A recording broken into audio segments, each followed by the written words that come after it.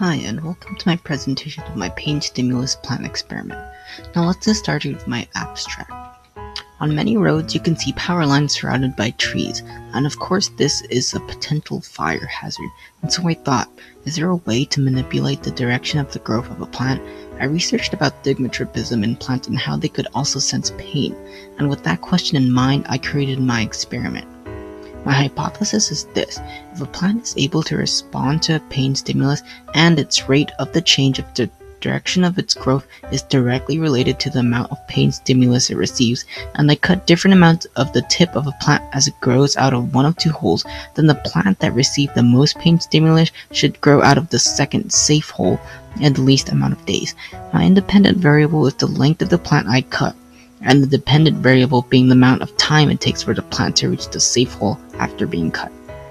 Now for the materials of this lab, I used a bag of standard soil, foam cups, toothpicks, 12 by 6 by 6 inch cardboard boxes, scissors, tape, paper towels, a sun lamp, a box cutter, and sugar snap peas. I chose sugar snap peas because from research, I found out that stigmatropism is most clearly seen with sugar snaps, meaning that it is the most sensitive and the most responsive to touch. This will allow for better and clearer results. Another thing is that I used the sun lamp as my light source because I grew the peas indoors. Peas thrive in cooler weather, and growing indoors would eliminate many uncontrollable variables from growing it outside. Now to do the experiment, I took the foam cups and poked about 10 holes on the bottom of each cup. Peas required good flow of excess water out of the soil. So then I put the same amount of soil in each of the cups and placed one seed in each. 2 plants will be the control group, 2 will be cut 0.25 inches or 0.64 centimeters, 2 will be cut 0.5 inches or 1.27 centimeters, and 2 will be cut 0.75 inches or 1.91 centimeters. And 1 plant will be left over as backup, just in case any plant fails to germinate. After making the cups, I made the boxes in which the plant would be placed in. On the top of the box, I cut out 2 holes, one circular and one square. The square hole would be covered with paper so no light can get through. The circular hole would be left open for the pea to grow.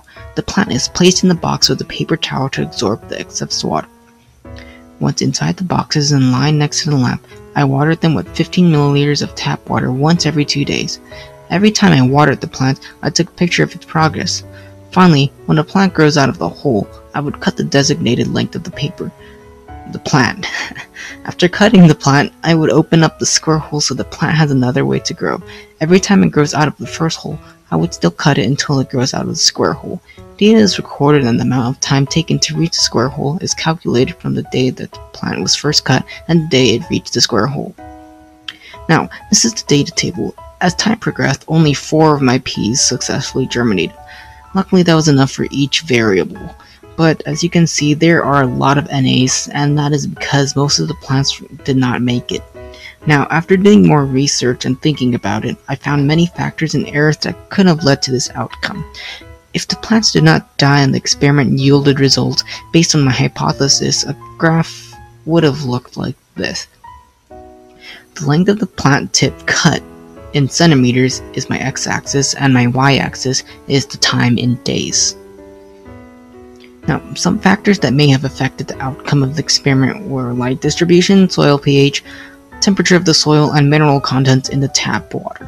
Now, the error I think that most drastically affected the outcome of this experiment was the fact that there was no support for the pea plant to attach itself to and grow. Without any support, the pea plants were not strong enough on its own to grow out of the first hole. Plant 2 was the only plant that was able to grow in between the box flap and continue to grow stably. However, even though plant 2 was doing fine, it began to deteriorate after I cut it. I realized that I had cut the only leaves it had that were outside of the hole. The rest of the leaves were inside the box and away from the sunlight. This was detrimental to the plant, and from then on it was unable to collect sunlight for photosynthesis and eventually died. In the end, my hypothesis was inconclusive due to the errors of the experiment. For a future experiment, I would start out with a lot of extra plants to ensure that I have enough plants to work with, add sticks that lead to the holes to support the pea plant, and try not to cut a part of the plant that had leaves. And with that, this concludes my pain stimulus plant experiment presentation. Thanks for listening.